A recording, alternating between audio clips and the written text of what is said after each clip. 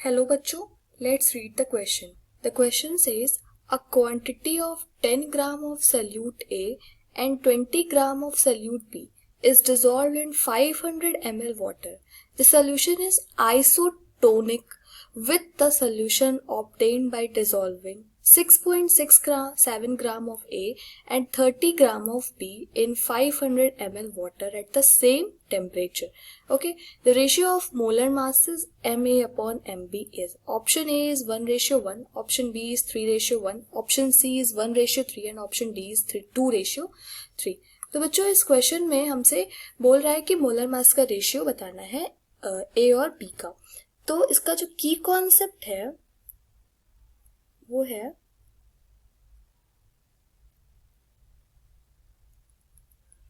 Isotonic. Isotonic क्या होता है? Isotonic is a like iso means क्या? सेम. तो आइसो मतलब होता है कि द सेम कंसंट्रेशन, एक ऐसा सोल्यूशन जिसमें कंसंट्रेशन सेम हो. So solution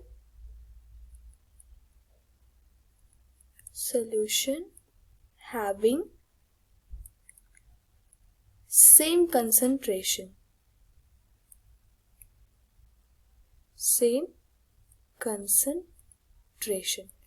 okay, same concentration of the solute. तो यहां पे एक फॉर्मूला है pi is equals to I C R T. ठीक है ना? तो यहाँ पे I जो है आई सी क्या है? कंसंट्रेशन है. R क्या है? यूनिवर्सल गैस कांस्टेंट है. और T क्या है? टेम्परेचर. टेम्परेचर क्वेश्चन में बोल रहा है कि सेम है दोनों के केस में, तो टेम्परेचर तो वैसे ही हम इसे काट देंगे आगे चल के, तो इसे हम कंसिडर नहीं कर रहे हैं. R ऑल्सो कट जाएगा, दोनों के केस में यूनिवर्सल गैस कांस्टेंट सेम होगा. These are the constant value. यहाँ पे कंसंट्रेशन, तो इसे हम जो है कह सकते हैं कि पाई जो है वो डायरेक्टली प्रोपोर्शनल है किसके? कंसंट्रेशन के, which implies that pi directly proportional to n number of moles. ठीक है ना? number of moles because n by v concentration is equals to number of moles per volume. तो यहाँ पे n के directly proportional हो गया. तो ये आपका की कॉन्सेप्ट है कि आपको ये याद रखना होगा कि जो पाई है वो डायरेक्टली प्रोपोर्शनल है नंबर ऑफ मोल्स के. अब हमारा कंसेंट्रेशन सेम है तो हम क्या करेंगे कि नंबर ऑफ मोल्स निकाल के दोनों का हम इसे पुट कर देंगे. अब हमें 10 ग्राम दिया है of solute A, that is 10 by M A. Let say M A क्या है? मोलर मास है ए का. ठीक है. Plus 20 by M B. Let say M B क्या है? मोलर मास ऑफ बी है. इज इक्वल्स टू 6.67 दिया है, 6.67 अपॉन एम ए. ठीक है ना? Plus 30 gram of B, that is 30 gram of M B. इतना समझ में आया? इसके आगे हम प्रोसीड करेंगे जब हम इसे सॉल्व करेंगे तो ये हमारा आ जाएगा एम ए एम बी और इधर हो जाएगा आपका 10 M B.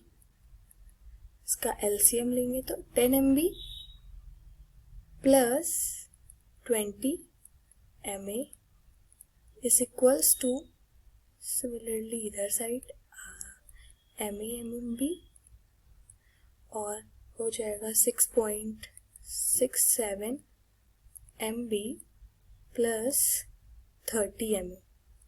Okay. LHS RHS में ये इक्वल है तो ये एक दूसरे से कैंसिल हो जाएंगे. इसे हम फर्दर सॉल्व करेंगे तो ये आ जाएगा आपका 10 MB plus 20 MA is equals to 6.67 MB plus 30 MA. इसे फर्दर सॉल्व करेंगे, ये एक दूसरे, तो ये हो जाएगा 20 MA minus 30 MA is equals to 6.67 MB minus 10 MB। तो बच्चों इसे फर्दर सॉल्व करेंगे तो ये इम्प्लाई करेगा नेगेटिव वैल्यू में, that is -10 MA is equals to 3.3 minus 3.33 MB, which implies that negative से नेगेटिव कैंसिल हो जाएगा, MA upon MB is equals to 3.33 upon 10, which implies that the ratio will be 1:3. So the correct option will be C, 1:3. Hope you understood it well. Best of luck.